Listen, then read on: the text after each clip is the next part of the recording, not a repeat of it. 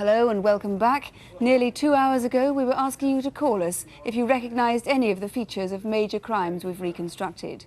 The disappearance of the estate agent Susie Lamplugh, a £250,000 jewellery raid in London's Bond Street. Or did you know anyone among the gallery of faces in our photo call? The first crime we reconstructed tonight was that dreadful killing of the two young girls in Brighton. We've had a lot of calls on that. The man who's been taking them is Detective Chief Superintendent John McConnell. Firstly, we announced just at the end of the main programme you got an important new sighting of two young men running away from the scene of the crime.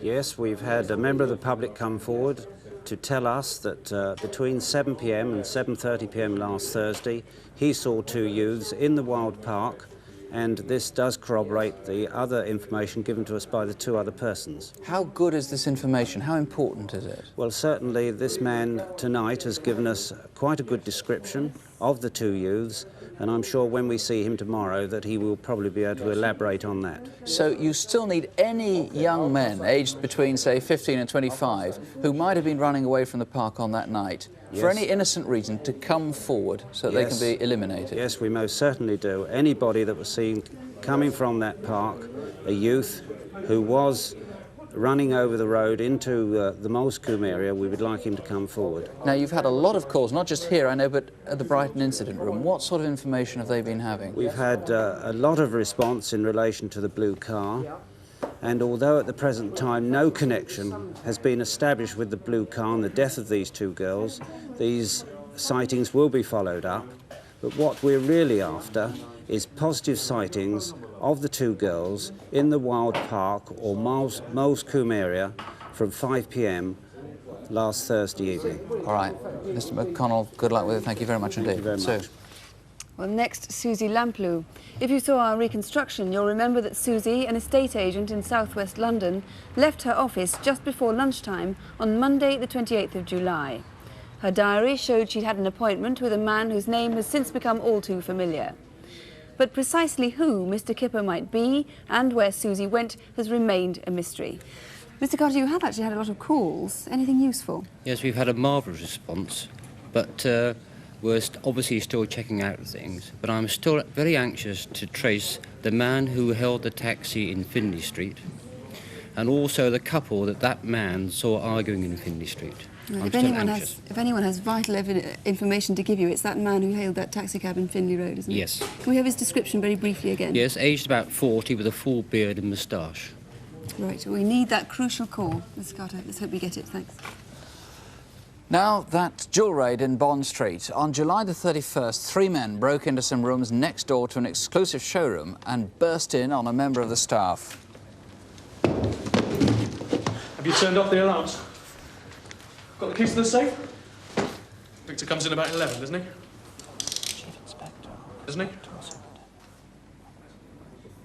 There, they waited till the owner came, and at gunpoint they stole Art Deco jewellery worth £500,000. Mr. Hutchinson from the Metropolitan Police robbery squad, you took quite a lot of calls, but I think you've been a bit disappointed by the number. Yeah, the response has been reasonable. We've identified the gloves as being wicket-keepers' undergloves, and as far as the jewellery is concerned, we've had a number of calls on that.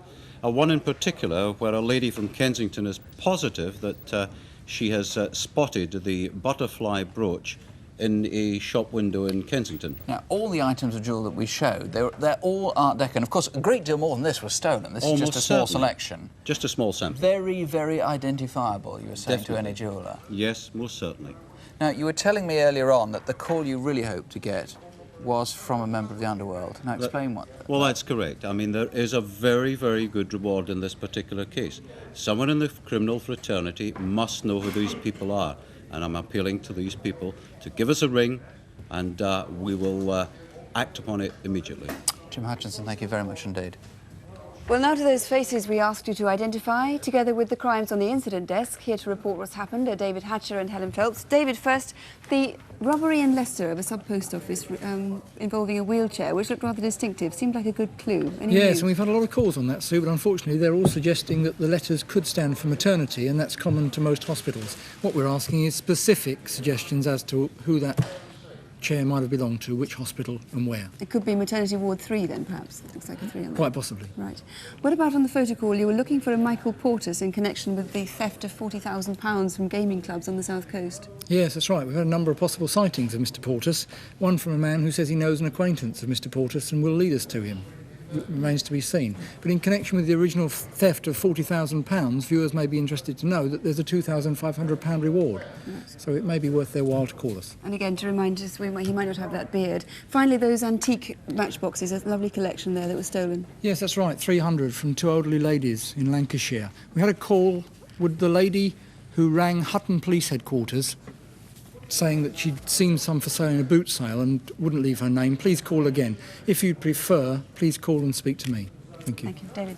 We've been having musical chairs over here to get in place. Helen is now here, and you've brought one of these figures, these wonderful pottery figures that have been missing from raids, all taking Royal Dalton porcelain. That's right. This court jester has prompted 2 people from the Dundee area to phone in saying they've seen a similar figure for sale in their area. Dundee area? These things were stolen in Staffordshire and Cheshire, weren't they? 25 calls from people all over the country, sightings of these figures literally everywhere.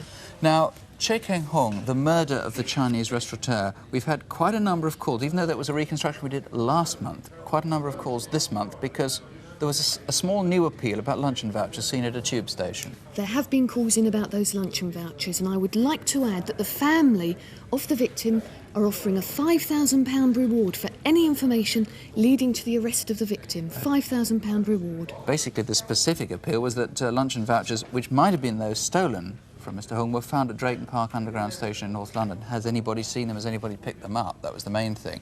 Now, the photo call, Rifat Mehmet was being hunted by police. We were told he's dangerous, don't approach him. Has anybody seen him? They have. Mehmet escaped in London, and it appears he remained there from the sightings we've had. One sighting has included him and his accomplice. Right. Philip King was the other man. This photograph prompted a marvellous response, not only of sightings, but of a building up of a picture of his past and present activities. Good news for the officer hunting him. Indeed, he's wanted in connection with a murder inquiry. Right, Alan, thank you. Well, if you can help on any of these crimes, please do call us now. The lines here are still open and they will be open until midnight. The number 01811 8055. In a few seconds, we'll give you a list of local numbers you can ring at any time, and please feel free to write to us. The address is Crimewatch UK, BBC TV, London W12 8QT. As always, we'll be back in a month from now. I know it's hard to sound reassuring after the catalogue of cruelty in Crimewatch every month, but we try to do so because we know that we present a very highly selective view. We show the extreme exception, not what's common, so please don't have nightmares. Do sleep well. Good night. Good night.